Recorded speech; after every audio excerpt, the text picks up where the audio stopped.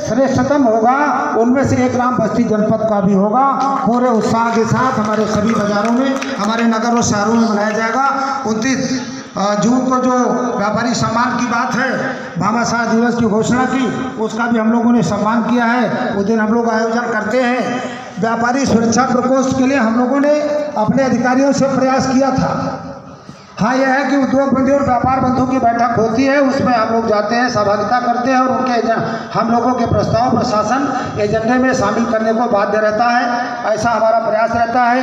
विधानसभा स्तर की रचना की बात करने से पहले हमारे प्रदेश अध्यक्ष जी कहेंगे कि बस्ती में तो अभी इकाई नहीं है, तो आदरणीय अध्यक्ष जी हम आपको बताएं कि 2082 में बस्ती में व्यापार मंडल का शपथ ग्रहण होगा। बात 2082 मैंने सन नहीं, संवत 2082 में, यानी 1 अप्रैल के बाद हम कोई भी तिथि आपसे लेंगे और अप्रैल के अंदर अंदर बस्ती में शपथ ग्रहण होगा।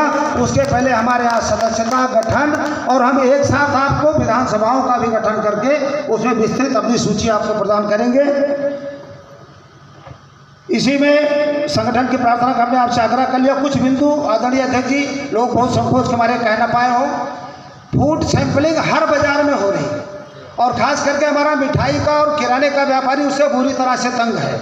हम लोग सूचना पाते हैं, जाते हैं, बात करते हैं, किसी एक व्यापारी को छोड़ दिया जाता है। कुछ व्यापारी जो नहीं बता पाते बैकडोर से घूस दे करके अपना काम चला रहे हैं। आप सीपी टैक्स की बात कर रहे हैं तो गांव में नक्शे मांगे जा रहे हैं जिला पंचायत द्वारा। व्यवसाय प्रतिष्ठान का निर्माण हो रहा है। हम लोगों ने अभी 3 तारीख को बैठक थी व्यापार बंधु की, तो उन्होंने डीएम को विषय उठाया तो उन्होंने कहा ऐसा तो नहीं था, अभी हम इस पर जांच कराएंगे। लेकिन कई हमारे व्यापारियों को गांव में सुदूर जो बाजारें नहीं है, छोटी बाजार बस रही, चौराहे बस रहे हैं, वहाँ निर्माण के लिए नक्शा मांगा जा रहा है। उनको कहीं ना कहीं जो है प्रताड़ित किया जा रहा है। उसकी हम लोगों ने अपने स्तर से आवाज़ उठाई है, आप शासन स्तर पर उठाएंगे, अच्छा होगा। जीएसटी की एक नई विधा आ गई, आप सारे लोग उससे जानकार हो गए होंगे।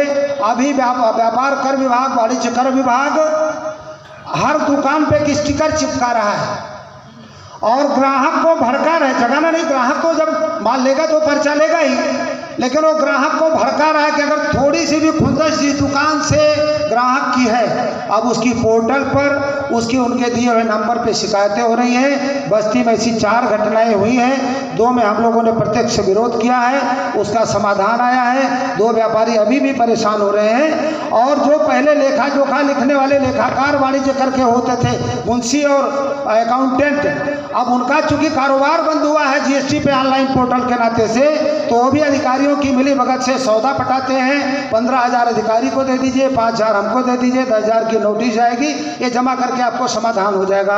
आदरणीय मुख्यमंत्री जी का इस उत्पीड़न की तरफ आपका ध्यान आकर्षित कराना हमारा आग्रह है कि अध्यक्ष जी इस पर जरूर हो।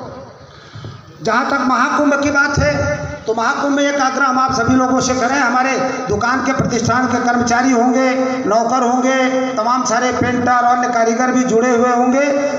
इस बार के महाकुंभ में सक्षम एक संगठन है, समाज सेवी संगठन है, उसने एक बहुत बड़ा चिकित्सा शिविर लगाया है। पूरे 47-48 दिन उनका शिविर रहने वाला है। सक्षम संगठन 5 लाख चश्मे बांटेगा और निःशुल्क ऑपरेशन होगा। जैसे शंकरा अस्पताल मद्रास का है, अगर उनके स्टॉल पे आपके भेजे हुए पेशेंट ने जांच कराया, उनको कार्ड मिलेगा, वो मद्रास जाएंगे तो उनकी निःशुल्क दवा, उनका निःशुल्क ऑपरेशन, उनको निःशुल्क चश्मा मिलेगा। आने जाने का मार्ग भी उनको देना पड़ सकता है। मेरा आग्रह है कि हमारे जो कर्मचारी, हमारे जो आस पड़ोस के लोग हैं या जो थोड़ा सा कम आय वर्ग के व्यापारी हैं, वो जाएंगे तो इसी बहाने 2 काम होगा, कुंभ में स्नान करेंगे और अपने आप का उपचार भी करा लेंगे, तो उनको भी प्रेरित करने का काम करेंगे।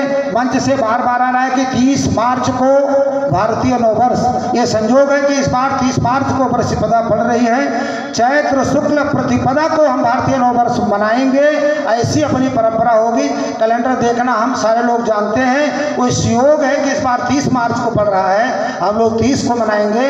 अन्य वर्षों में जिस भी दिन पड़ेगा, हम ये तय कर लें कि हमारा त्योहार ही व्यापार है। और भारतीय गणना में, भारतीय जीवन पद्धति में त्योहारों की रचना हमारे मनीषियों ने की, इससे हमारा व्यापार फलता फूलता और बढ़ता है। इसलिए हम अपनी उसी संस्कृति, उसी पद्धति को बढ़ावा देंगे, बहुत अच्छा होगा, हमारी संस्कृति भी बढ़ेगी और हमारा व्यापार भी बढ़ेगा। आदरणीय अध्यक्ष जी, आज के दिन इतनी सी बात रख करके अपनी वाणी को विराम। सादर धन्यवाद, बहुत बहुत धन्यवाद।